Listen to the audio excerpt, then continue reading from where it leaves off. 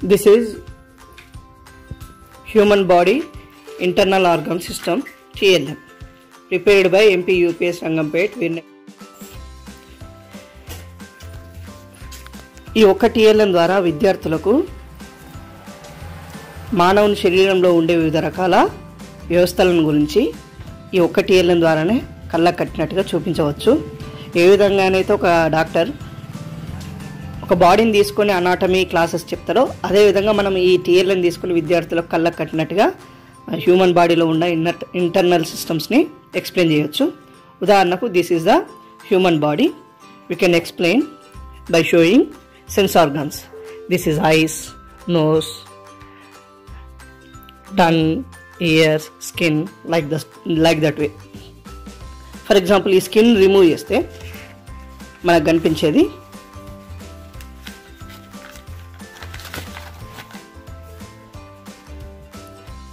this is nervous system of human body. Next, this is muscular system of our human body. Muscular సిస్టంలో muscles అన్ని బోన్స్కి attach అయ్యి ఈ విధంగా కనిపిస్తూ ఉంటాయి. తర్వాత ఈ మజిల్స్ని రిమూవ్ చేసినట్లయితే we can see the skeleton of human body.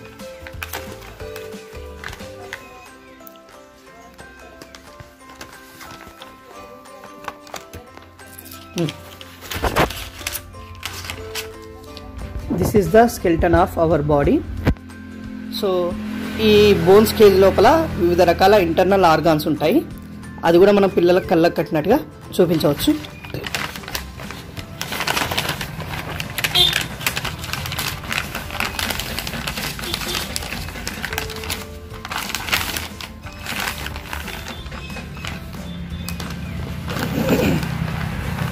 These two are lungs. ఈ లంగ్స్ లోపల ఇంటర్నల్ ఈ విధంగా ఉంటుంది అని చెప్పేసి వాళ్ళకు చూపించవచ్చు. అదేవిధంగా ఈ లంగ్స్ని మనం పక్కన చెప్పినట్లయితే హార్ట్ కనిపిస్తుంటుంది. So this is the heart. So దాని వెనుక భాగంలో ఉన్నటువంటిది మనకు అందరికీ తెలిసిందే. ఇది ఆహార వాహిక, జీర్ణాశయము, తర్వాత పెద్ద పేగులు, చిన్న పేగులు. జీర్ణాశయం లోపల అంతర్భాగం ఈ విధంగా ఉంటుంది.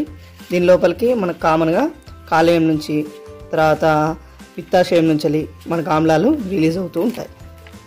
నెక్స్ట్, ఇది హార్ట్ యొక్క ఇంటర్నల్ సిస్టమ్ ఈ విధంగా ఉంటుంది. అదేవిధంగా ఇక్కడికి వచ్చినట్లయితే కిడ్నీస్, మనకు కిడ్నీస్ ఈ ప్రదేశంలో ఉంటాయని కళ్ళకు కట్టినట్టుగా చూపించవచ్చు. కిడ్నీ యొక్క అంతర్భాగం ఈ విధంగా ఉంటుందని, తర్వాత కిడ్నీకి సంబంధించి అన్ని విషయాలను మనం ఈ విధంగా ఎక్స్ప్లెయిన్ చేయవచ్చు. తర్వాత ఇది స్కల్.